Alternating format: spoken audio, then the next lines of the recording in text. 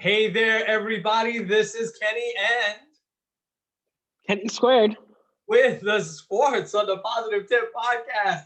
So, Kenny, wearing the St. Louis Cardinals shirt, the team that has the second most championships ever.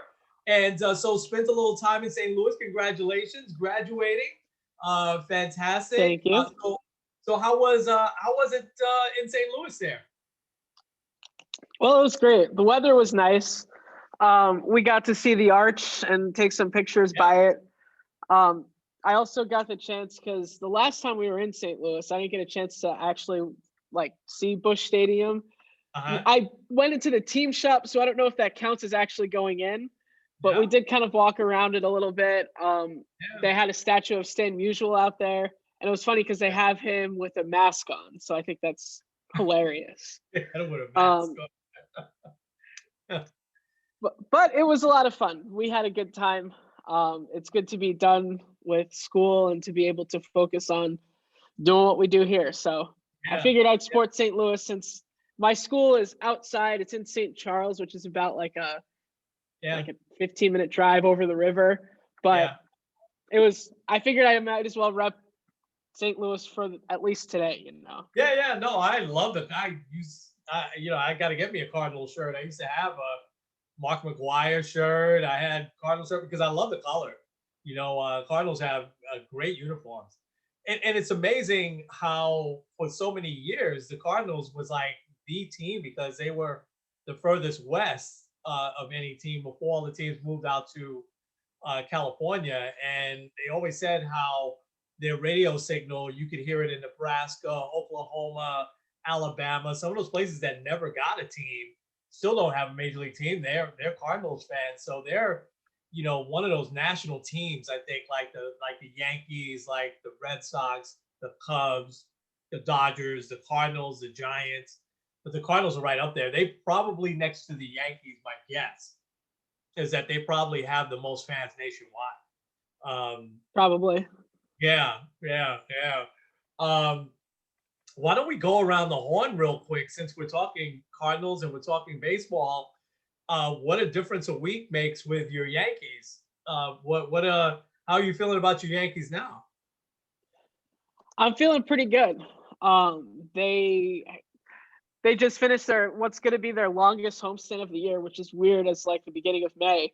But 9 games, they went 7-2. It's good.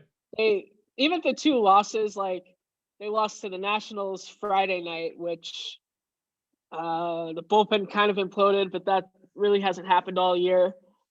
And then also actually Thursday, Garrett Cole game, the bullpen couldn't hold the lead, so it really hasn't happened that much. It's odd too because it seems like there's still a lot of guys that aren't fully hitting.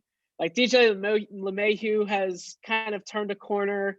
Judge had I think 7 straight at bats where he struck out. So like he's kind of been here and there. Stanton's Struck out been 7 straight blitzing hot. times. Wow. I think so, something like that. Wow. He had one game he was 0 for 5 with 5 strikeouts. And he said Yikes. he was a little hyped for the Astros series since it was the first time they met. Yeah. Understandable. But like Gleyber Torres hit his first home run yesterday. He's still not fully there. Clint Frazier's batting under 200. Aaron Hicks is batting under 200. But yet they're still winning. A lot of it's their pitching. Corey Kluber's starting to look more like Cy Young Corey Kluber. Yeah. Tyone has been pretty solid. Herman, he was sent down to the alternate site, came back up, and he has a 2.50 ERA since then. So Wow. he's been really on point. Garrett Cole's doing Garrett Cole stuff. Also, I feel like a guy that no one's really giving a lot of love has been Aroldis Chapman. The guy has been absolutely on fire. Yeah. He's added a splitter to his 500-mile-an-hour fastball, and it's really been it's been one of his big out pitches. So also I think this is what I'll end with. It's expected, it hasn't been fully announced yet, but it's expected that Luke Voigt's going to be back tomorrow. Yep. They Yeah. sent down Andujar to kind of create that roster spot. Yeah. That would be really big to kind of continue to deepen that lineup. And I don't know. This is a big series against the Rays. I hope that they can at least win 2 out of 3. Are they playing the Rays this week? Oh gosh. Yeah. That should be fun. That should be fun because they're obviously playing better. I was thinking about Chapman yesterday, and remember when there was a time that Chapman was like the only guy that was throwing at 100 miles an hour and 101. There's so many guys that hit that now. Like obviously DeGrom, but like Edwin Diaz, he struck out a guy yesterday 101 miles an hour fastball. It's like, but Chapman and I'm suspecting it's probably been about 10 years that he's been in baseball. I know he started with the Reds, and then obviously the Cubs and the Yankees and the Cubs, and back to the Yankees. But it's amazing how many are throwing that hard. The Yankees seems like it's typical. It seems like they're typical of what's been happening overall in baseball, and there's no hitting. Nobody's really hitting. There's nobody really burning it up. And I know we're going to get to Willie Mays in a few because I asked you to look up some of his stats, but there's just nobody really hitting. But yet, the Yankees are winning. The Mets have won 5 in a row now, and they're hitting a little bit better, but still leaving runners stranded all over the place. What do you make of the pitching dominating? I mean, 4 no-hitters already, a couple that came close. I mean, there's a lot of years where you don't have any no-hitters, let alone 4. What do you make of it? What's your take on why the hitting is so far behind so far this year and the pitching is so far forward? Yeah, well, to kind of go on the no hitters, 2 this past week, John Means and Wade Miley. It's the first time since 1917 that there's been 4 no hitters this early in the season. Insane. I think it's a couple things. First of all, I think it's the COVID after effect a little bit. I think like you kind of look at a lot of the stuff with a lot of players kind of being off of their rhythm. A lot of players, like especially like the younger guys, teams like Detroit, teams like Kansas City, well, not necessarily Kansas City, but also like a team like Cleveland who were the victim of 2 of those no-hitters. You got a lot of young guys that either barely played last year or didn't play at all because they were they would have been in AAA. So I think that's part of the effect. I think also usually at the beginning of the year, pitchers kind of get up to game speed a little quicker than the hitters do. And I think because of that, you kind of see that disparity. But Right. like, it seems like the gap is a lot bigger. Like Aroldis Chapman usually doesn't hit 102, 103 until like June or July. But it seems like he's already there. Although I Yeah. don't think he's hit 102, 103 yet. But like his stuff has been amazing. Jacob deGrom hitting 100 miles an hour in like the 7th and 8th inning. Yeah. Yeah. Garrett Cole too, kind of doing the same thing, like 99, 100. These crazy sliders in like the 7th and 8th inning.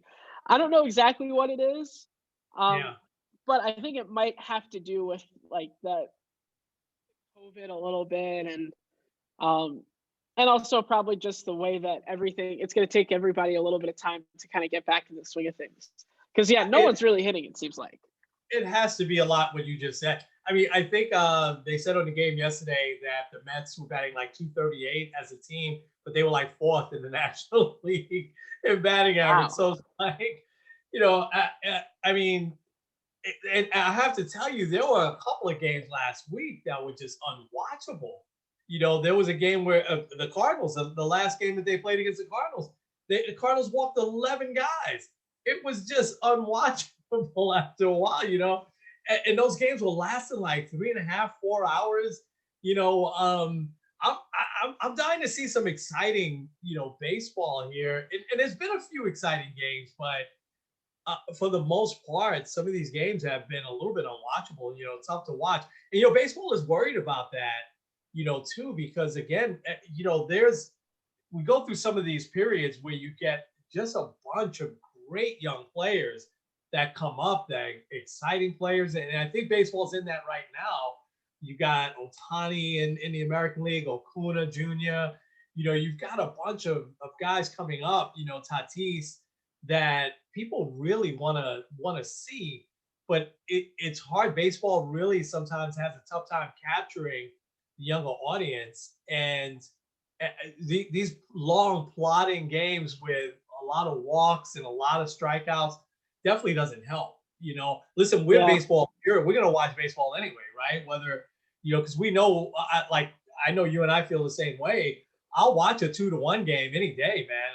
That's crisp, that has great pitching, and there's a clutch hit there. But I also would love to see a 10-9 game every once in a while too. And it's funny. We'll see how the season unfolds because I agree with you. It's really early for these pitchers to be throwing 100 miles an hour. I mean, and just so easily. It seems like every team has at least one or two guys that can throw 100. Which is amazing to me. Yeah, even like I'll give another guy on the Yankees, Jonathan Loizaga, who he's one of those guys we could probably talk a little bit more in depth with him in the upcoming weeks. He's been incredible this year, but he's just Yeah. Effortlessly throwing 99. And I remember what was it 15 years ago, Joel Zumaya with the Tigers, maybe Yeah. 10 years ago. He was Yeah. kind of the only one before Chapman, and he would go. Yeah. It just looked like the ball was so much quicker. Now these guys, it's 100 miles an hour. It seems like nothing. And he flamed out Zamaya, right? He didn't last that long. What's the last thing I'll say about this is what's interesting on this is that you also don't see these guys breaking down. Maybe they've gotten better on the fundamentals. You don't see as many needing the Tommy John surgery, and they're still throwing 100. So maybe they've gotten better at the fundamentals. I don't know, but it's amazing. And you're thinking the back of your head sometimes, man, I hope steroids hasn't creeped its way back in with pitchers, Yeah. But it's going to be interesting as the season unfolds. So I think that the Mets, I'll just say this real quick. I don't like when players, and I like Lindor. It's been tough to watch his streak here, but he's breaking out of it finally. But the thing that happened with him and McNeil, I think as a fan, I'm totally 100% fine that if you say, listen, we had a disagreement, we're not going to talk about it anymore. It happened behind closed doors. We're going to keep it within a team. I'm totally fine with that. I don't really need to know. But don't make up a story. I mean, come on, it was a rat or a raccoon. And I mean, listen, I like that they're competitors. McNeil is a competitor. Lindor, I never thought that you would see him get angry, but the guy is obviously a great competitor because he's always smiling and so that left a really bad taste in my mouth. I was like, come on, man, don't do that. I mean, come on, nobody's gonna believe that, first of all, and why now? If you're gonna make light of it, make light of it. Hey, listen, we had this, we're boys now. That's it. We're not going to talk about what it was about or anything like that. Case closed. As a fan, I don't care. I just want Joe. I cared that he came out and hit a 2-run homer and they won the game. That late in the game in the 8th inning. So yeah, but the Mets are playing better. I told you I liked their bench. Since we've had some early injuries here with J.D. Davis and Brandon Nimmo. You've had guys like I was killing Kevin Pillar, and he proved me wrong. He's played great in the last week. That's good. But Jonathan VR also has been excellent. And so this is the best bench the Mets have had in a while. So it really came in handy early here. So let's switch gears. Stay on baseball. And we've been praying for Drew Robinson. And you sent me an update this past week. Why don't you cover what's been going on with him? I mean, just an unbelievable story. Yeah, so Drew Robinson, as we had talked about kind of in depth, this would be a plug for one of our older episodes if you want to check that out. He had really went into a very deep depressive state, especially at the beginning of COVID, to the point where he attempted suicide. By the complete grace of God, he had shot himself in the head and survived. but he lost his eye in the process. So he's gone through a lot of the therapy and everything like that, not just like physically, but also mentally. And as you may know, AAA season started last week, and Drew Robinson made the opening day roster for the AAA affiliate of the Giants. I don't know the name off the top of my head, but I think it's just an amazing story of like, this is a guy that thought that his life was over. And now not only does he get a second chance, but being a AAA, I mean, you mentioned it before, injuries are going to happen. Um, Kind of the Mets or the Yankees aren't as injury prone so far, crossing my fingers this year, but like injuries are going to happen, especially like double headers. You'll add that 26th man in or 27th man in there. Um, Give guys some rest here and there. It's going to happen where you have the opportunity to go up to the majors. And I hope that we get to see that this year from Drew Robinson. I think that would be a really cool full circle story, even if he doesn't actually get into a game or anything. Yeah, I would say this, and the Giants are playing well, and I think they got stopped a little bit by the Padres this weekend, but they've got a lot of older guys, Buster Posey and Brandon Crawford, Brandon Belt, those guys, Evan Longoria. So the chances of them needing, during the season to call somebody up is probably, pretty good. I would say this because you summed it up nice. I'm not going to add anything else to it, but the only thing I'll add is that the day he steps back on a major league field, and I believe he will, I would have to put that comeback on par with Alex Smith right there. I mean, for what happened to him and to be playing with just, I don't know, has there ever been a player that only has sight in one eye? I don't know. Has that ever happened? I mean, I can't think of anybody. I think I'd seen this in the article, but okay, here it is. Last person to play Major League Baseball with one eye was a pitcher named Whammy Douglas, who played for the Pittsburgh Pirates in 1957. So Whammy Douglas, okay. Yeah. So there has been a player that played with one eye. Okay, a pitcher. Yeah. I mean, what he's been through, and I don't know what Whammy went through, and how he only has had one eye, but what this guy went through is just, and like you said, it's the grace of God that he's here, especially having, I mean, we told the whole story, so go back and listen to that podcast, but having, shot himself at 8:00 at night and not going to the emergency room till 4 the next day that was a God thing. God wants him here for a lot of reasons. He probably doesn't even realize what reasons yet, so yeah, let's keep an eye on him. I can't wait, for him to come on. What's funny? You said keep an eye on him. Oh, okay. That was totally not, that was totally not on purpose. But yeah. Geez, yeah. All right. Willie Mays turned 90 years old, and there's been debates years and years, and they're going to go on for years and years who the best all-around player is, right? And we talked about Roberto Clemente earlier. We talked about Hank Aaron, Frank Robinson, and there's a lot of players from this area. I think we have somebody named Mike Trout that's going to be in that conversation before it's all said and done. But Derek Jeter, I mean Alex Rodriguez. It's unfortunate the tainting and everything like that, but. I asked you to look up Willie Mays' stats and to look up those years. So I jotted some notes down here, but I'm anxious to hear what your thoughts were, because there's a lot of people that the debate goes on with him and Mickey Mantle. And maybe we could talk a little bit about Mickey Mantle at some point.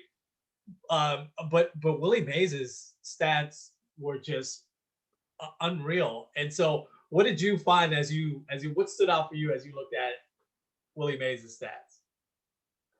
Yeah, so I looked these up before. I pulled it up just to make sure that I have everything right here. Okay, so listen to this stretch from 56 to 59. He led the league every single year in stolen bases with 40, 38, 31, and 27.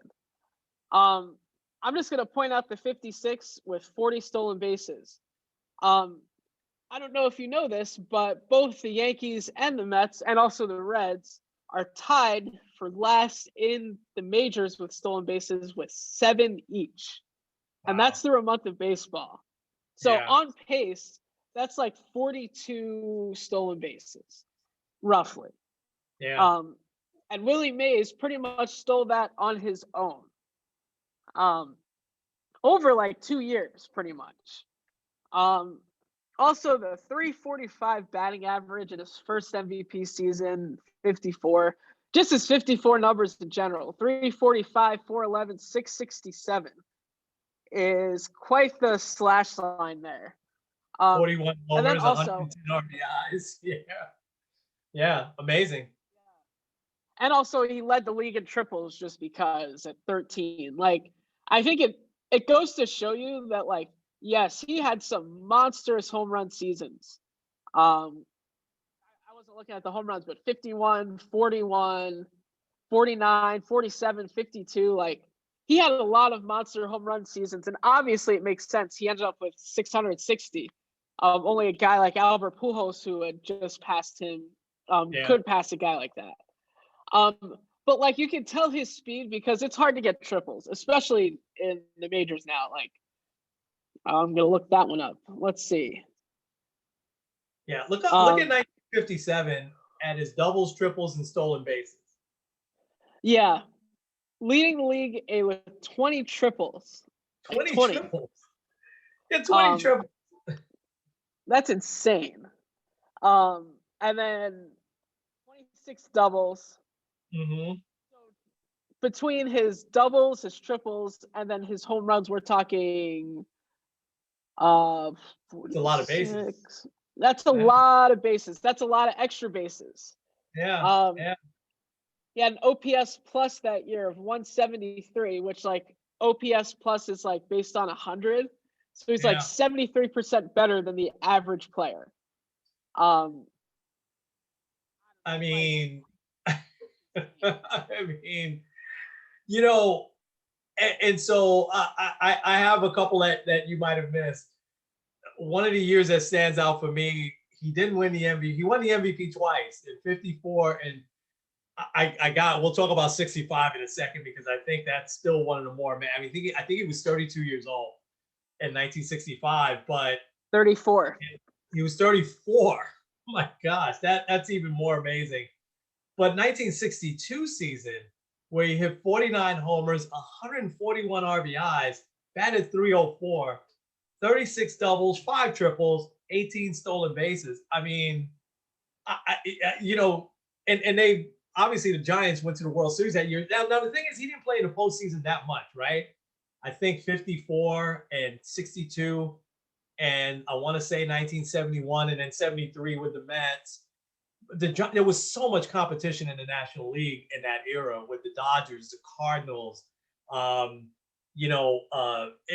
Braves even, came up. I mean, those teams, the Reds, those teams just battled each other every year. So it was hard to get to the postseason. I don't think the Giants had any losing seasons during that time, but they would always seem to wind up in second or third place. Back when it was no divisions. But let's go to 1965. So he's 34 years old and he wins his second MVP. And now think about this. He was playing in San Francisco in Candlestick Park, which you may not remember. You might remember it. You probably don't. They have a great stadium out there now. But Candlestick Park, before they enclosed it, was like a wind tunnel. Nobody hit home runs there. It was very hard to hit home runs there. And it was always cold, even in the summer. They play, and Candlestick Park is right off of the water. So it was always like 20 degrees colder, there. But yet he thrived there. So he hit 52 home runs. He knocked in 112 RBIs. He batted 317 at the age of 34. He had 21 doubles. His stolen bases were way down at that point. He probably, had lost some of his speed. But here's, he had one more great year in 1966, which I suppose he was 35. 37, 103, batted 288. but he still had 29 doubles that year in 1966. So can we also add that he won 12 Gold Gloves in his career, which ties him with Clemente, for the most ever. So he was just an unbelievable center fielder. I mean, we've seen the highlights of his catches and everything. I mean, so are we prepared to say that he is the best all around 5-tool player? I, I mean, what do you think? I think he's got a good case for it because, Yeah, we're talking a top 5 home run hitter of all time. He also 24-time All-Star game appearances. yeah. No one's doing that. That's Um, unbelievable. Unbelievable. and obviously, you can't lead the league in stolen or lead the league in triples and stolen bases without having speed. Because you talk about a guy like Babe Ruth, he has all the power, he's got all the hitting. He's not exactly known as a runner or a fielder for that matter. I think Willie Mays is probably the best 5-tool player ever. And also the longevity, the guy played from 51 to 73. Not many guys play for 22 years like that. Yeah, yeah, yeah. You know, I hate to say this, and we could probably look at his stats on our next show. But the only guy that I can think of that pre-steroids that comes close to him is Barry Bonds. And Bonds, before he bulked up and got big, was a huge stolen. I'm sure he had a couple of years where I don't think he ever made 40-40. Canseco did that. I'm not sure if Bonds ever did that, if he ever got 40-40. I know Darryl Strawberry came close a couple of times, but,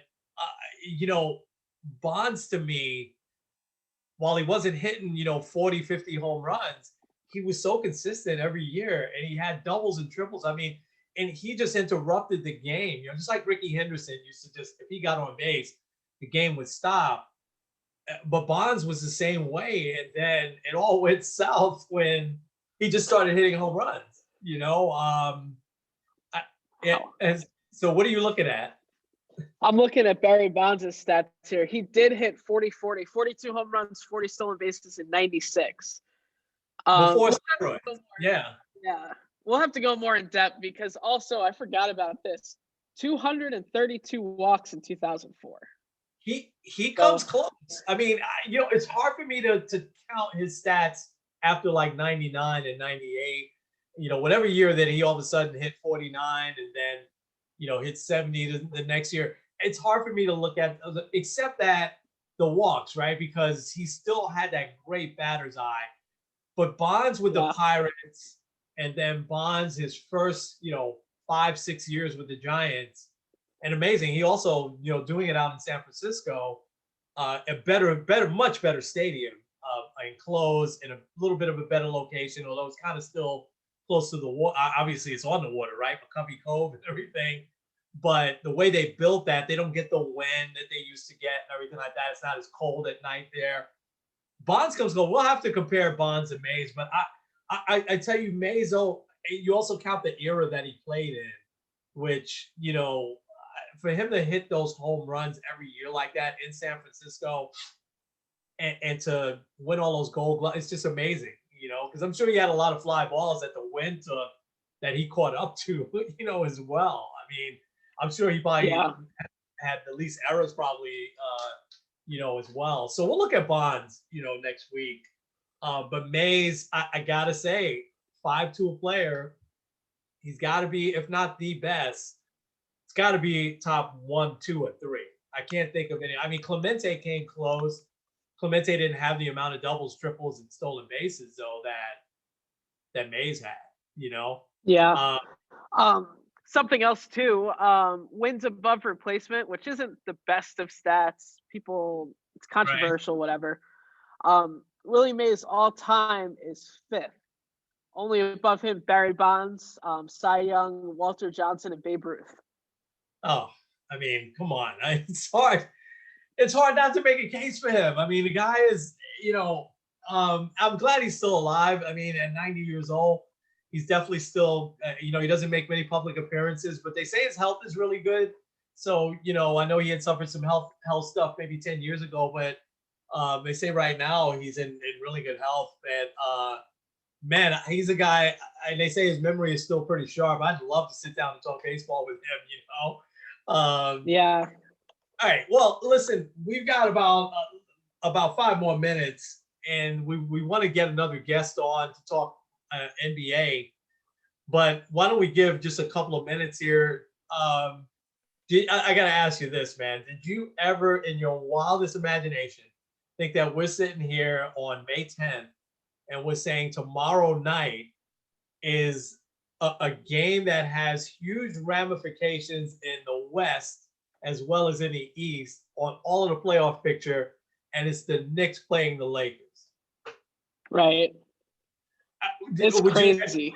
It's just because we would have thought that, hey, the Lakers would just be a tune-up at this point of the season, right, for them. And we just figured the Knicks would probably just be playing out the string and, hoping for a good draft position. We haven't talked about the draft at all when it comes to the Knicks. We don't care. Yeah. I mean, last year we're like, 2 years ago we got to get Zion. This has just been spectacular and almost topped off yesterday. I couldn't believe I'm watching that game yesterday, and it's the Clippers, one of the best teams in the league. They're stacked. I mean, with Kawhi back and healthy, they're just stacked. But I don't know how much of the game you got to see, but the Knicks defense was just unbelievable yesterday. Give me some thoughts on what you've been seeing here this last month or so with the Knicks. They've just played so well. What's been some of the keys for you? Well, I think you kind of hit the first key there is the defense. And I understand, especially once the playoffs hit, it's going to be hard to stop some of these all-stars like a Kawhi Leonard or Paul George. But also the Clippers are still playing for stuff. So it's not like they're just kind of whatever the rest of the season. They still have playoff positioning. They probably hardcore want to face the Lakers. So it wasn't like it was a no-brainer game for them. But to me, one of the biggest keys also has been Derrick Rose. He had a huge game yesterday. What was it, 11 for 14? We kind of both slammed that move when it happened. No, you were okay. So I was wrong 100% with Derrick Rose when they were talking about the trade. You were okay. You were like, no, he's been playing better. You were wrong with Julius Randle 2 years ago. Yeah. But I can't say enough about the way Derrick Rose is playing. But what's even better is the way Thibodeau is using him. He's bringing him in. He's still letting Peyton start. He's bringing him off the bench. And then now Rose is playing the whole fourth quarter. He's finishing the games where he wasn't doing that before. I mean, he's just been he looks like he did when he won the MVP. Yeah. And he's really I think he's really taken that next step as far as because it's been what? A long time since Derrick Rose has been fully healthy. Yeah. And I think I forgot the numbers, but I had seen a post where someone was saying Derrick Rose's numbers under Thibodeau versus everybody else. I think there's something to be said about playing under the right leadership. Because we'll go with a biblical example here. The church was started by 12 disciples. And it's not like these guys were complete all-stars. We're talking fishermen, tax collectors, kind of your random guys. But with the right leader of Jesus, not only did they meet expectations, but they exceeded them. I feel like that's Derrick Rose with Tom Thibodeau. Yeah. That's a great example. I didn't want, and it wasn't that I was against Derrick Rose coming in. I was more that I wanted to see Quickly continue to play more minutes. And here's what's happened. Rose has made all those guys better. He's made Quickly better. He puts them in spots where he'll hit his shot. Obi Toppin. The only time Obi Toppin seems to score is when Derrick Rose is on the floor and he's looking for him. And so it's just been remarkable. And So I don't want to go too far because I think next week we'll just talk NBA. We'll preview the playoffs. The play-in tournament should be a lot of fun. I'm looking forward to that now. When you first told me about that, I was like, ah. Now I'm looking forward to it. I think I'm looking more forward to it because it doesn't look like the Knicks will be in it. Yeah. So yeah, it'll be good to have, to kind of watch that as just a fan. But man, oh man, I think I've told you this several years that whenever the Mets or the Yankees or the Knicks are eliminated, we know they're not going to be in the playoffs, which is not for the Yankees, but for the Mets and Knicks, is most years. I kind of tend to enjoy the playoffs a little bit more because I just watch it just to enjoy watching it. But now I'm saying I miss that feeling of having that knot in my stomach when the Knicks now have a game 5 on the road somewhere. I'm looking forward to it. And Yeah. as well as they're playing, there's not many teams in the East that have been that much better than them this year. I mean, there's a lot of middle of the road teams. And, unfortunately, the Celtics lost Jaylen Brown today for the year, which Yeah. is terrible for them. I mean, he's developed into not a good player. He's developed into a great player. So, all right. Well, we'll get more NBA next week because we'll get our guest on, and that's all we'll talk about. And maybe we'll sprinkle in a little Barry Bonds and Willie Mays. So I think that'll be a good conversation. All right, man. Why don't you take us home? All righty. Well, enjoy the whatever's left of the NBA season here. Go Knicks tomorrow night. Big game. More big for the Lakers, but we can talk about that next week. But for now, this is Kenny Squared End. Kenny. With Sports on the Positive Tip. We'll see you guys next week. Absolutely. Talk to you soon.